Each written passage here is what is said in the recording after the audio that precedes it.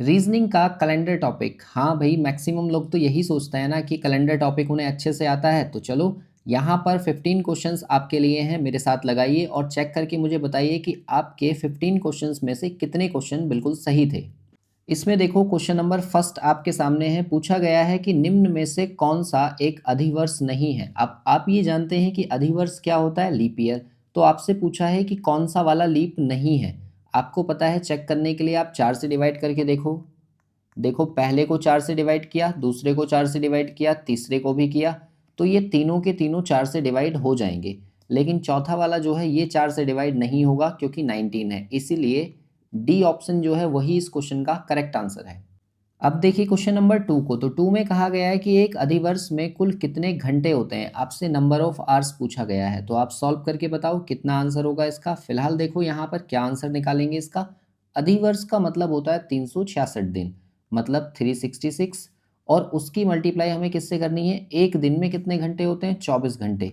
तो 24 से इसकी मल्टीप्लाई कर देंगे और वही आपका आंसर होगा। बट रुको ज़रा, मुझे पता है आपको मल्टीप्लाई आती है। बट अगर मैं 6 की मल्टीप्लाई 4 से करूं तो 6 चौक कितने होंगे, 24। और 24 का 4, मतलब इसका जो यूनिट प्लेस आने वाला है वो 4 ही आएगा ना। देखो, यहाँ पर 0 है, यहाँ पर 4 है, यहाँ 0 है और यहाँ 0 है। इसका मतलब बी ऑप्शन जो होगा ना वो इसका करेक्ट आंसर है, क्योंकि यूनिट प्लेस उसका कितना आएगा, 4। तो कई बार आपको मल्टीप्लाई नहीं करनी है, जल्दबाजी ना करें और चेक करें कि यूनिट प्लेस इसका कितना आएगा, तो हमें आंसर डायरेक्ट भी मिल सकता है।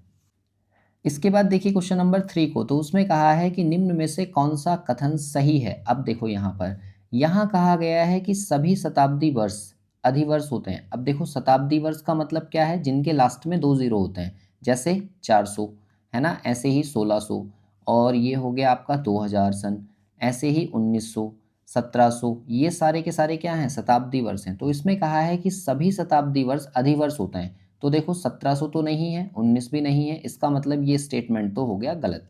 अब सेकंड को देखो, सभी 4 से विभाजित वर्ष जो हैं वो अधिवर्ष होते हैं। अब मैक्सिमम लोग सोचते हैं कि सिर्फ 4 से डिवाइड करना होता है, बट जरा रुको, जो 100 है वो भी तो एक शताब्दी वर्ष है और ये 4 से कट जाएगा। 4 से कट तो रहा है, लेकिन क्या ये शताब्दी है, नहीं।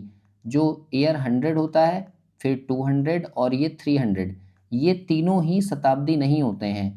400 वर्ष जो होता है, 400वां वर्ष, वो पहला शताब्दी वर्ष होता है। इसका मतलब दूसरा वाला भी गलत है।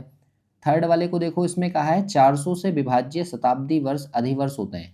तो ये बात सही है, जितने भी वर्ष शताब्दी हैं उन्हें हम 400 से डिवाइड करके देखते हैं। अगर वो कट जाते हैं तो इसका मतलब वो लीप वर्ष हैं, अदरवाइज नहीं है।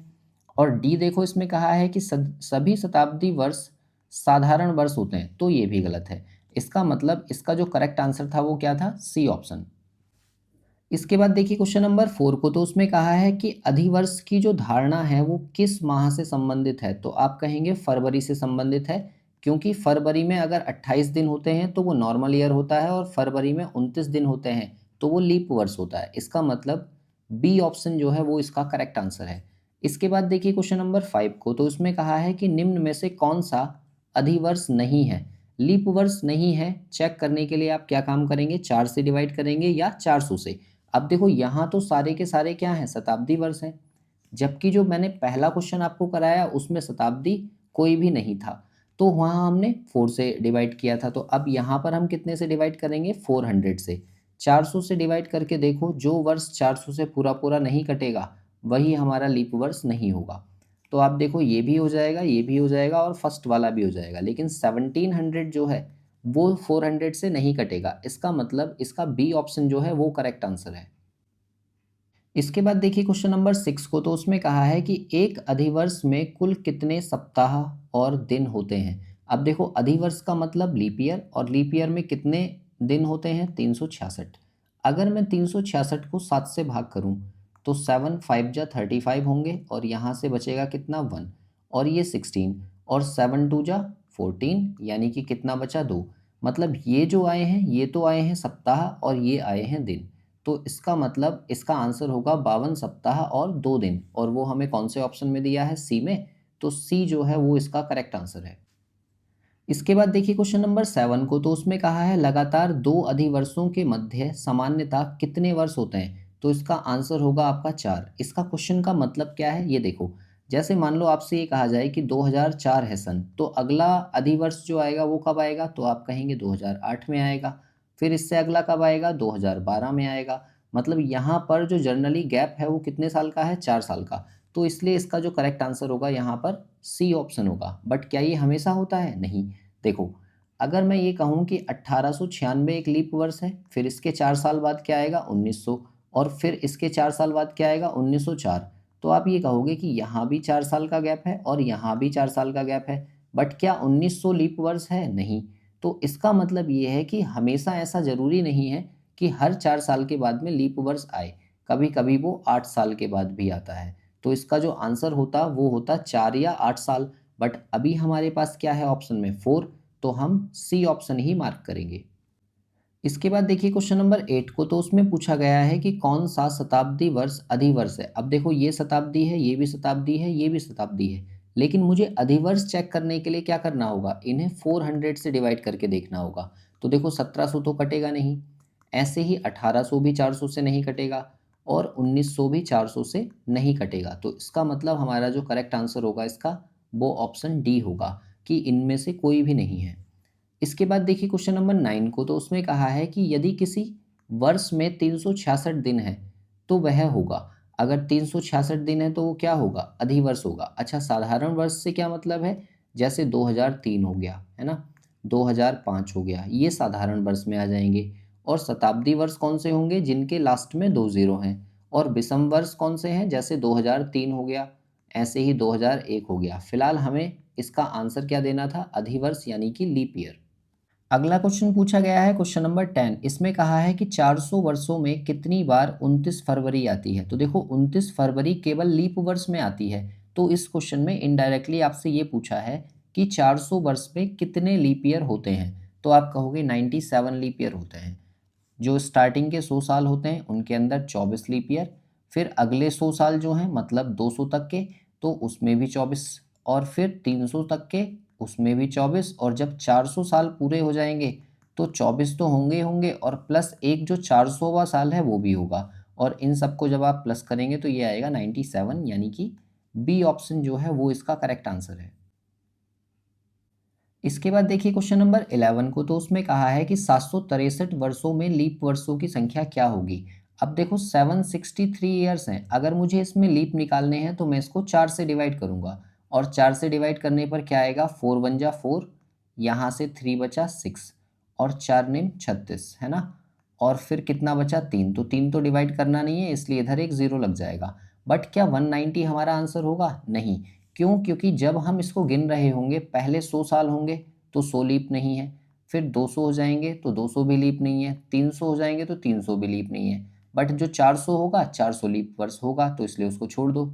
फिर जो 500 आएगा वो भी लीप नहीं है, 600 जो आएगा वो भी लीप नहीं है, और 700 जो आएगा वो भी लीप नहीं है।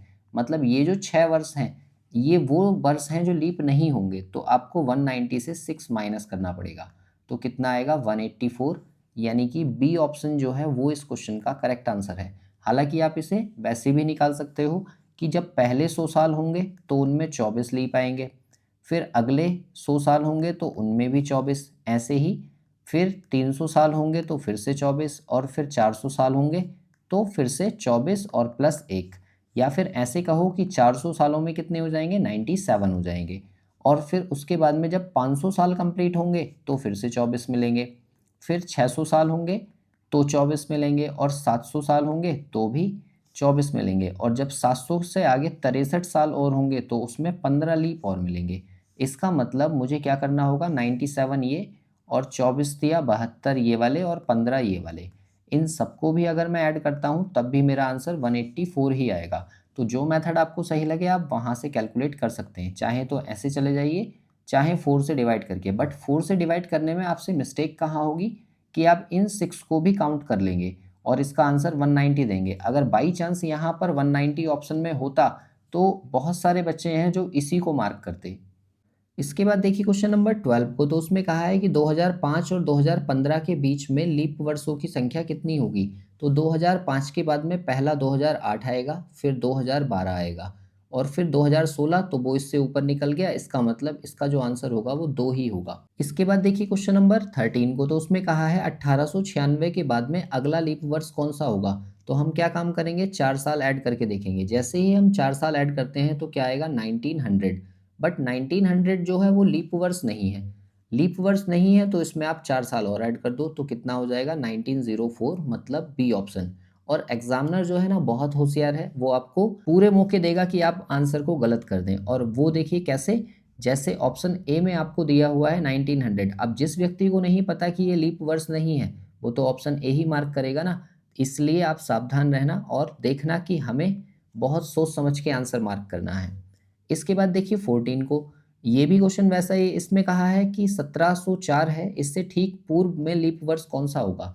तो 1704 में से मैं कितने साल माइनस करूं, 4 साल, तो क्या आएगा 1700। अब देखो 1700 पहले ही विकल्प में है, बट ये तो लीप ईयर है ही नहीं ना, तो इसमें से मुझे 4 साल और माइनस करने होंगे, और 4 साल और माइनस होंगे तो ये कितना हो जाएगा 1696, मतलब सी ऑप्शन करेक्ट है। हालांकि एग्जामिनर जानता है कि आप मिस्टेक करेंगे, इसलिए उसने 1796 भी विकल्प में दिया है, क्योंकि कितने सारे लोग हैं जो 96 से 96 जल्दबाजी में मार्क करेंगे कौन सा, B option, but B option गलत है। सी ऑप्शन जो है वो इसका करेक्ट आंसर है। इसके बाद देखिए क्वेश्चन नंबर 15 को, तो उसमें कहा है कि 400 वर्षों में कितनी बार 31 तारीख आती है। तो 31 तारीख वाले कितने महीने होते हैं 400 साल में, तो देखो आप कहोगे एक तो जनवरी होता है, फिर फरवरी नहीं होगा, मार्च भी होगा, फिर इसके बाद अप्रैल नहीं होगा, मई होगा, फिर जून नहीं होगा, जुलाई होगा, फिर अगस्त होगा, सितंबर नहीं होगा, अक्टूबर होगा, नवंबर नहीं होगा, दिसंबर होगा। इसका मतलब ये टोटल कितने हैं, 7। और क्योंकि आपको पता है कि एक साल में 7 बार आएगी 31 तारीख, तो 400 साल में कितनी बार आएगी, इसकी हम 400 से मल्टीप्लाई कर देंगे, तो 7 चौक 28 यानी कि 2800, मतलब ए ऑप्शन जो है वो इस क्वेश्चन का करेक्ट आंसर है।